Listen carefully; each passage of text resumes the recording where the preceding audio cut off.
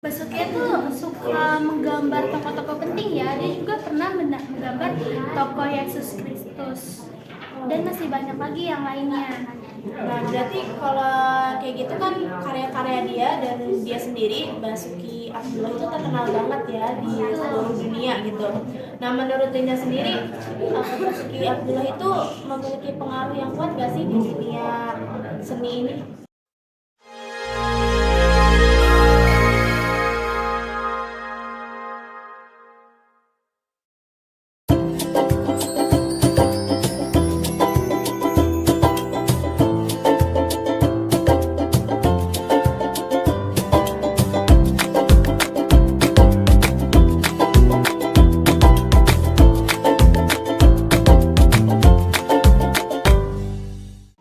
Halo semuanya, balik lagi bersama kita di podcast Seni dan Budaya.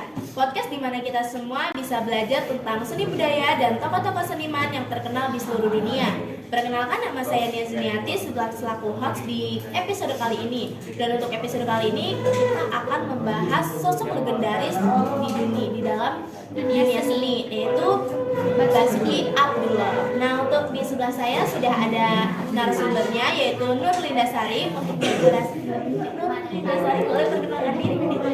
Baik, perkenalkan, nama saya Nur Lindasari. Saya merupakan pelajar di bidang seni di salah satu sekolah di Depok, yaitu Sekolahan SMK Polwan Nusantara. Nah, saya senang banget nih udah diundang sama host kita yaitu Nia, karena kita akan membahas seorang sosok Basuki Abdullah. Basuki Abdullah merupakan sosok pelukis terkenal di Indonesia yang sampai sekarang masih dikenal oleh masyarakat Indonesia. Betul banget. Nah, aku juga sebenarnya tahu loh dikit-dikit tentang sosok Basuki Abdullah itu. Nah, mungkin untuk buka podcast kita di episode kali ini, banyak kali nih pendengar yang ingin tahu lebih jauh tentang siapa sih sosok Basuki Abdullah itu dan bagaimana awal mula karirnya bisa berjalan. Gimana? Mungkin aku bakal ngasih tahu beberapa hal tentang Basuki Abdullah ya. Basuki Abdullah itu lahir pada tanggal 25 Januari 1915 di daerah Semarang, dan dia wafat pada tanggal 5 November tahun 1933. Basuki Abdullah juga merupakan anak dari Abdullah Subrio Subroto yang merupakan salah satu pelukis terkenal juga pada masanya. Oh, jadi Basuki Abdullah itu ayahnya itu juga seorang pelukis. Ya, betul banget tuh. Makanya Basuki Abdullah tuh bisa jadi pelukis karena mewarisi warisan budaya dari ayahnya. Jadi emang udah bakat dari kecil Iya. ya, bakat terpendam. Nah, untuk Basuki Abdullah sendiri itu belajar di mana sih dia? Nah, Basuki Abdullah tuh pernah menempuh pendidikan di daerah Belanda, khususnya di Academy for Bedande Hasten di Den Haag. Ya, dia menempuh pendidikan di Belanda itu selama 3 tahun dan dia mendapatkan gelar Royal International of Art. Wah, keren banget sih ya. Ya. Nah, untuk kayak Basuki Abdullah itu kan seorang pelukis terkenal gitu ya. Banyak banget tuh orang-orang yang bilang kalau Basuki Abdullah itu lebih ke pelukis realistis. Nah, itu menurut tanggapan Linda sendiri gimana?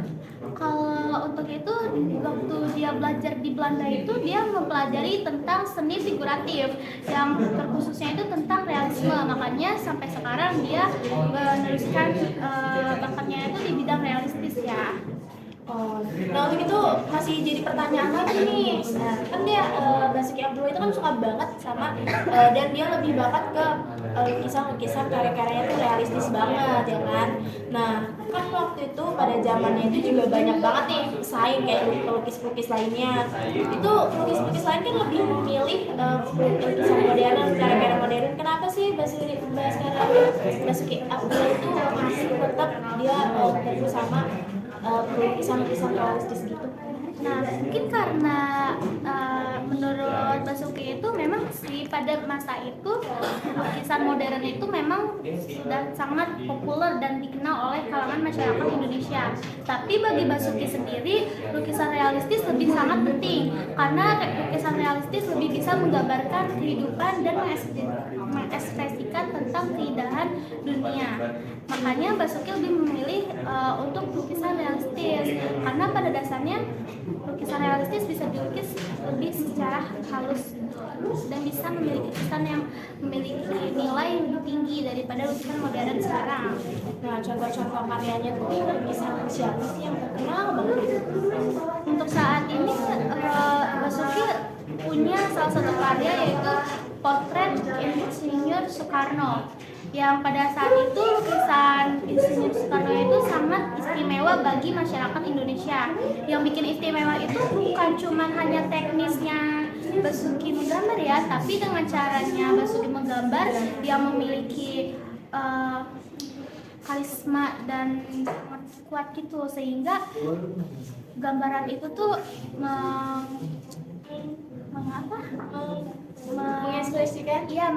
mengekspresikan tentang bagaimana sih Presiden Soekarno itu dan tentang kekuatan kepemimpinan Soekarno itu. Oh, jadi di setiap karya-karyanya gitu tuh memiliki makna tersembunyi ya? Iya. Nah, kalau misalkan selain karya-karya itu tuh ada lagi nggak karya lain gitu yang terkenal selain potret Presiden Soekarno? Basuki itu suka menggambar tokoh-tokoh penting ya. Dia juga pernah menggambar tokoh Yesus Kristus dan masih banyak lagi yang lainnya. Nah, berarti kalau kayak gitu kan karya-karya dia dan dia sendiri, Basuki Abdullah itu terkenal banget ya di seluruh dunia gitu. Nah, menurut Linda sendiri, Basuki Abdullah itu memiliki pengaruh yang kuat gak sih di dunia seni ini? Sangat besar pengaruhnya, karena bahkan bukan hanya di Indonesia saja dia terkenal, tapi dia sudah terkenal di kalangan masyarakat Eropa, bahkan sampai masyarakat Amerika. Makanya sampai sekarang itu Basuki sangat dikenal oleh masyarakat lainnya, bahkan sampai dunia luar pun mengetahui sosok Basuki Abdullah itu. Dan untuk karya-karyanya Basuki Abdullah ini ditaruh di mana ya? Mungkin karya-karyanya Basuki Abdullah itu untuk lebih simpelnya mungkin ada juga sih di internet ya. Karena kan zaman sekarang orang tuh lebih simpel menggunakan internet daripada mendatangi atau mencari secara langsung. Mungkin kalau kalian ingin tahu tentang karya Basuki Abdullah atau kalian ingin tahu lebih lanjut tentang siapa sih sosok Basuki Abdullah itu, kalian bisa aja tuh nyari di internet, searching tentang Basuki Abdullah. Nah, kan selain Basuki Abdullah ini terkenal di Indonesia, terkenal juga kan di luar negeri. Nah, pasti dong karya-karyanya ada yang di Indonesia dan ada yang di luar negeri. Nah, itu karya-karya yang di Indonesia dan di luar negeri itu bagaimana? Maksudnya kayak kan sekarang udah wafat ya orangnya. Nah, itu lukisan-lukisan karya-karyanya tuh Mungkin ditaruh di beberapa museum yang terkenal gitu ya. Mungkin di museum bidang seni yang ada di Indonesia atau di luar negeri ada salah satu karya tentang Basuki Abdullah. jadi kayak sebagai pameran gitu ya. Iya.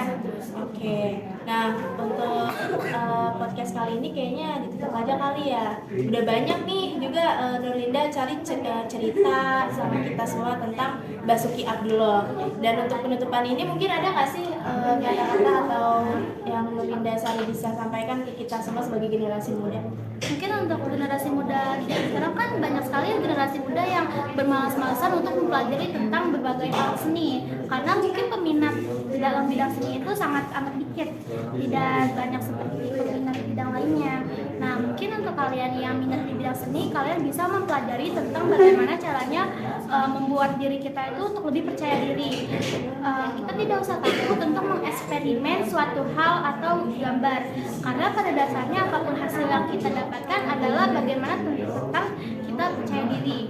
Dan kalau misalnya kita memiliki ketekunan yang sangat tinggi, pasti itu hasil yang kita dapatkan sangat lebih bagus daripada yang lain.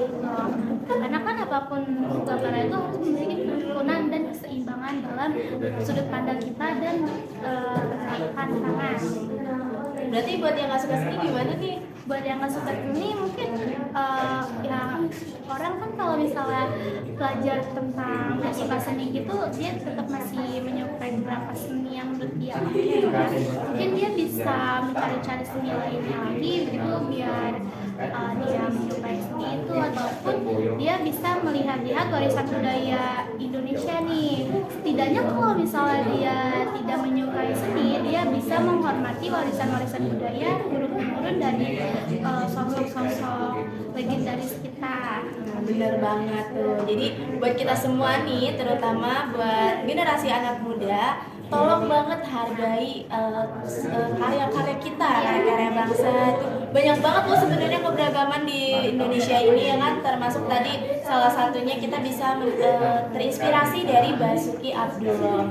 Nah, untuk podcast kali ini kita tutup aja ya. Buat teman-teman semua, buat pendengar yang ingin tahu lebih lanjut tentang Basuki Abdullah, bisa banget cari di internet, atau bukunya udah ada belum sih ya? Mungkin ada kali ya buku-buku tentang sosok pelukis legendaris gitu. Mungkin bisa dicari di toko. Sekarang juga kan udah banyak kan internet sama HP-nya. Oke, terima kasih banyak buat Nurdin Dasari dan teman-teman semua dan pendengar yang sudah mendengarkan podcast kita dari awal sampai akhir. Semoga apa yang kita sampaikan di episode kali ini dapat menambah wawasan kita semua. Sekian, terima kasih. Bye-bye.